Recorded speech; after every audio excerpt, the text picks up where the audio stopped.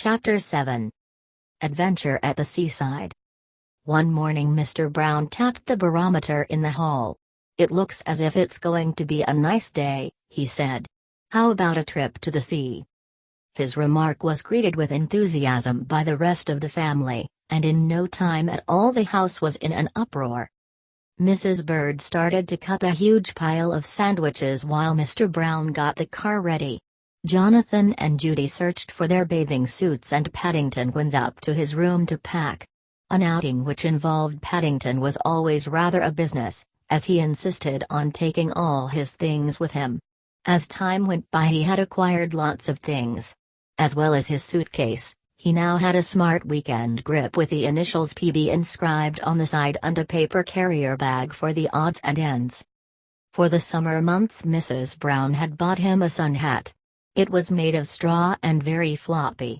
Paddington liked it, for by turning the brim up or down, he could make it different shapes, and it was really like having several hats in one.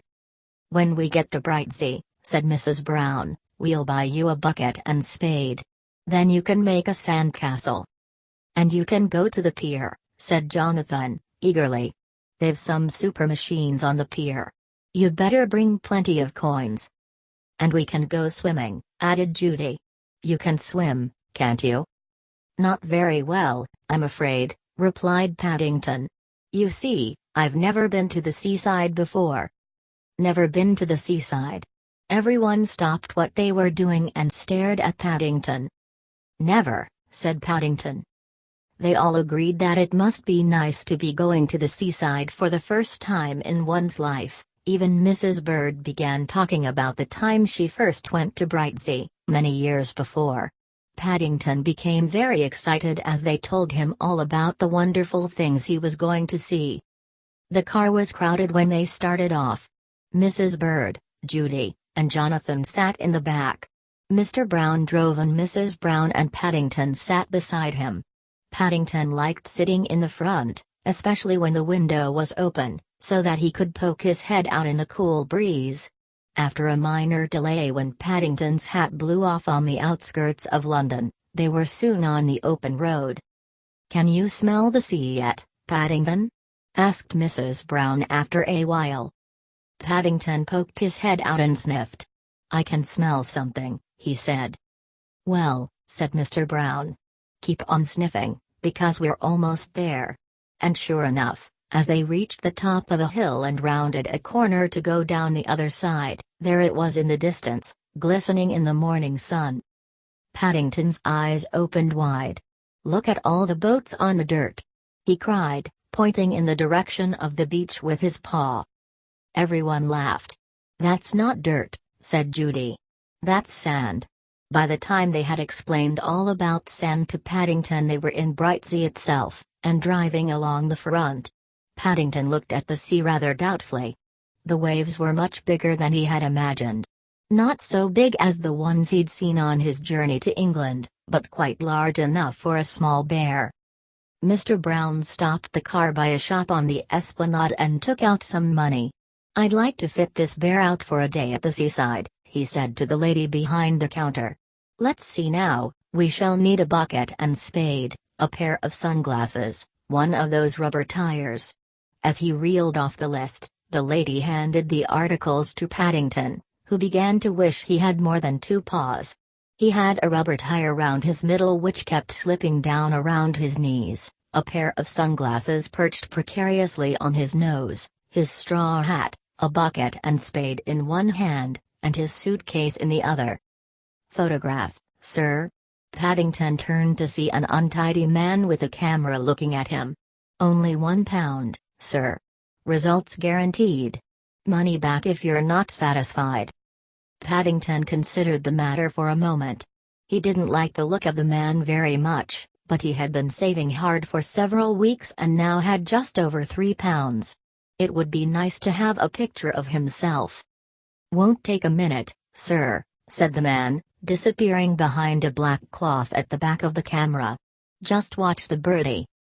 Paddington looked around. There was no bird in sight as far as he could see. He went round behind the man and tapped him. The photographer, who appeared to be looking for something, jumped and then emerged from under his cloth. "How do you expect me to take your picture if you don't stand in front?" he asked in an aggrieved voice. "Now I've wasted a plate, and," he looked shiftily at Paddington, "that will cost you £1." Paddington gave him a hard stare. "You said there was a bird," he said. "And there wasn't." "I expect it flew away when it saw your face," said the man nastily. "Now where's my £1?" Paddington looked at him even harder for a moment. "Perhaps the bird took it when it flew away," he said. "Ha! Ha! Ha!" cried another photographer, who had been watching the proceedings with interest. "Fancy you being taken in by a bear, Charlie. Serves you right for trying to take photographs without a license. Now be off with you before I call a policeman." He watched while the other man gathered up his belongings and slouched off in the direction of the pier, then he turned to Paddington. "These people are a nuisance," he said. "Taking away the living from honest folk. You did quite right not to pay him any money. And if you'll allow me, I'd like to take a nice picture of you myself, as a reward." The Brown family exchanged glances. "I don't know," said Mrs. Brown. "Paddington always seems to fall on his feet." "That's because he's a bear," said Mrs. Bird darkly. "Bears always fall on their feet." She led the way onto the beach and carefully laid out a traveling rug on the sand behind a breakwater. "This will be as good a spot as any," she said. "Then we shall all know where to come back to, and no one will get lost." "The tide's out," said Mr. Brown. "So it will be nice and safe for bathing." He turned to Paddington. "Are you going in, Paddington?" he asked. Paddington looked at the sea. "I might go for a paddle," he said. "Well, hurry up," called Judy. "And bring your bucket and spade, then we can practice making sand castles." "Gosh!" Jonathan pointed to a notice pinned on the wall behind them. "Look! There's a sand castle competition. Whitso? First prize £10 for the biggest sand castle." "Suppose we all join in and make one," said Judy. "I bet the three of us together could make the biggest one you've ever seen." "I don't think you're allowed to," said Mrs. Brown, reading the notice. "It says here everyone has to make their own." Judy looked disappointed. "Well, I shall have a go, anyway. Come on, you two, let's have a bathe first, then we can start digging after lunch." She raced down the sand closely followed by Jonathan and Paddington. At least, Jonathan followed, but Paddington only got a few yards before his life belt slipped down and he went headlong in the sand. "Paddington, do give me your suitcase," called Mrs. Brown. "You can't take it in the sea with you. It'll get wet and be ruined." Looking rather crestfallen, Paddington handed his things to Mrs. Brown for safekeeping and then ran down the beach after the others. Judy and Jonathan were already a long way out when he got there, so he contented himself with sitting on the water's edge for a while, letting the waves swirl around him as they came in. It was a nice feeling, a bit cold at first, but he soon got warm. He decided the seaside was a nice place to be. He paddled out to where the water was deeper and then lay back in his rubber tire, letting the waves carry him gently back to the shore. £10. Supposing he won 10 whole pounds. He closed his eyes. In his mind he had a picture of a beautiful castle made of sand, like the one he'd once seen in a picture book, with battlements and towers and a moat. It was getting bigger and everyone else on the beach had stopped to gather round and cheer. Several people said they had never seen such a big sand castle, and he woke with a start as he felt someone splashing water on him. "Come on, Paddington," said Judy. Lying there in the sun fast asleep. "It's time for lunch, and we've got lots of work to do afterwards." Paddington felt disappointed. It had been a nice sand castle in his dream. He was sure it would have won first prize. He rubbed his eyes and followed Judy and Jonathan up the beach to where Mrs. Bird had laid out the sandwiches, ham, egg, and cheese for everyone else, and special marmalade ones for Paddington, with ice cream and fruit salad to follow. "I vote," said Mr. Brown, who had in mind an after-lunch nap for himself, that after we've eaten you all go off in different directions and make your own sand castles. Then we'll have our own private competition as well as the official one. I'll give £1 to the one with the biggest castle." All three thought this was a good idea. "But don't go too far away," called Mrs. Brown, as Jonathan, Judy and Paddington set off. "Remember the tide's coming in." Her advice fell on deaf ears. They were all much too interested in sand castles. Paddington especially was gripping his bucket and spade in a very determined fashion. The beach was crowded and he had to walk quite a long way before he found a deserted spot. First of all he dug a big moat in a circle, leaving himself a drawbridge so that he could fetch and carry the sand for the castle itself. Then he set to work carrying bucket loads of sand to build the walls of the castle. He was an industrious bear, and even though it was hard work and his legs and paws soon got tired, he persevered until he had a huge pile of sand in the middle of his circle. Then he set to work with his spade, smoothing out the walls and making the battlements. They were very good battlements, with holes for windows and slots for the archers to fire through. When he had finished he stuck his spade in one of the corner towers, placed his hat on top of that, and then lay down inside next to his marmalade jar and closed his eyes. He felt tired, but very pleased with himself. With the gentle roar of the sea in his ears he soon went fast asleep. "We've been all along the beach," said Jonathan. "And we can't see him anywhere." "He didn't even have his life belt with him," said Mrs. Brown anxiously. "Nothing. Just a bucket and spade." The Browns were gathered in a worried group round the man from the life-saving hut. "He's been gone several hours," said Mr. Brown. "And the tide's been in over too." The man looked serious. "And you say he can't swim?" he asked. "He doesn't even like having a bath much," said Judy. "So I'm sure he can't swim." "Here's his photograph," said Mrs. Bird. "He only had it taken this morning." She handed the man Paddington's picture and then dabbed her eyes with a handkerchief. "I know something's happened to him. He wouldn't have missed tea unless something was wrong." The man looked at the picture. "We could send out a description," he said, dubiously. "But it's a job to see what he looks like by that. It's all hat and dark glasses." "Can't you launch a lifeboat?" asked Jonathan, hopefully. "We could," said the man. "If we knew where to look. But he might be anywhere." "Oh, dear," Mrs. Brown reached for her handkerchief as well. "I can't bear to think about it." "Something will turn up," said Mrs. Bird, comfortingly. "He's got a good head on his shoulders." "Well," said the man, holding up a dripping straw hat. "You'd better have this, and in the meantime, we'll see what we can do." There, Mary." Mr. Brown held his wife's arm. "Perhaps he just left it on the beach or something. It may have got picked up by the tide." He bent down to pick up the rest of Paddington's belongings. They seemed very small and lonely, lying there on their own. "It's Paddington's hat all right," said Judy, examining it. "Look, it's got his mark inside." She turned the hat inside out and showed them the outline of a paw mark in black ink and the words "My Hat, Paddington." "I vote we all separate," said Jonathan, "and comb the beach. We'll stand more chance that way." Mr. Brown looked dubious. "It's getting dark," he said.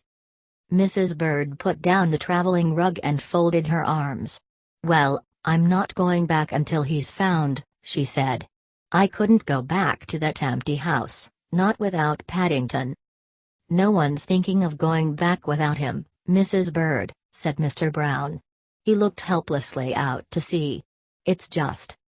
Perhaps he didn't get swept out to sea," said the life-saving man, helpfully.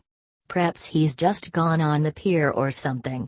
There seems to be a big crowd heading that way. Must be something interesting going on."